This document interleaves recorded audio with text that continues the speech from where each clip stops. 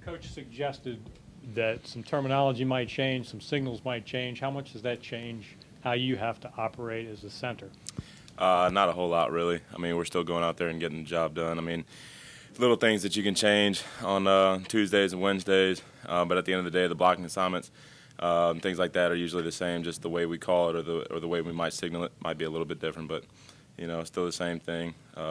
Wednesday game week, so you still got a little time to fluctuate with things before Saturday. Austin, what's your impression of their defensive line?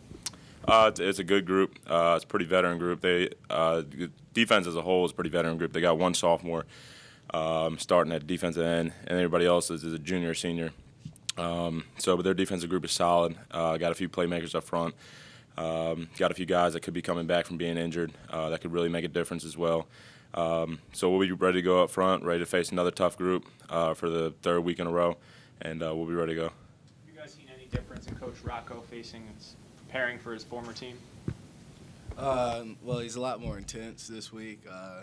I think he knows their team well, and so do our assistant coaches. So it's a lot of familiarity with how they know their team. So he's just really shining light on their team for us. Yeah. No.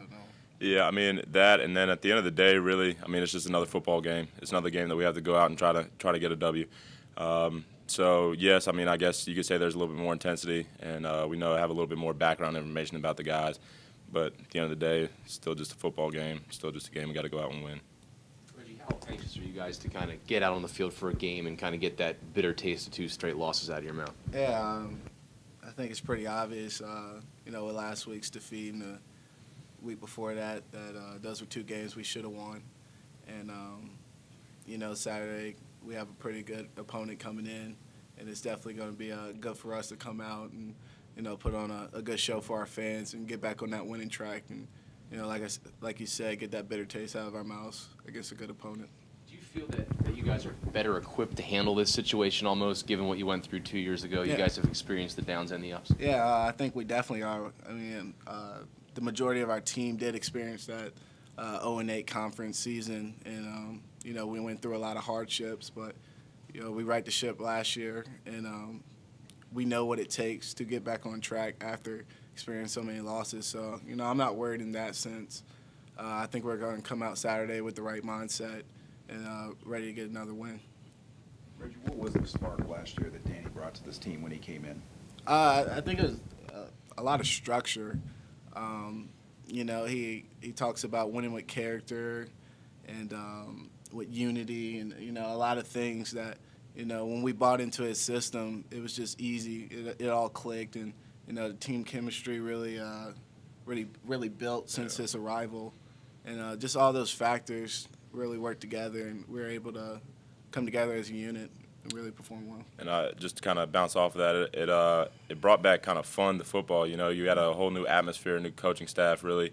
So I brought back that whole fun lifestyle after going 3-8. That's pretty tough to do. So Coach Rocco came in here, brought in the culture of winning the day. So that's something that we still focus on right now is win today, and that's really helped change the culture and get back to the fun times that we're starting to enjoy. Austin, how do you pump up that running game? What's the key to getting that? Just executing. That's a lot of the things that we missed on Saturday. It's just little things here and there. Maybe sitting in the block another second to see somebody coming over the top instead of leaving the block immediately, or not trusting it entirely and just kind of feeling your way. It's just really getting back to the basics, sticking to everything Coach McCorkle and Coach Ritter has taught us, and just continuing to get after it and finish plays. Coach said he's not wearing the headset this week. Does that change anything for you guys on the sideline? Maybe he'll be chiming in your ear more?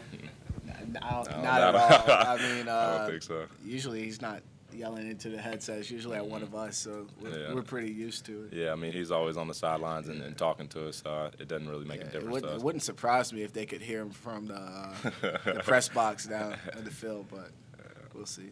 Does it change anything that your offensive coordinator is back on the field, or that he can actually look in your guys' eyes Yeah. and talk to you as opposed to doing it threads. Well, he's been down on the sidelines actually the last 2 weeks because the headsets broke down at NC State, so he was down on the sidelines there and was on the sidelines for most of the game last week at Gardner-Webb too. So it's nice having Coach Streeter down there, being able to communicate with him, him seeing how we're doing and everything like that, so he can get a better sense of the game that maybe he can't get from the press box. Maybe he can. I don't know because I'm not up there.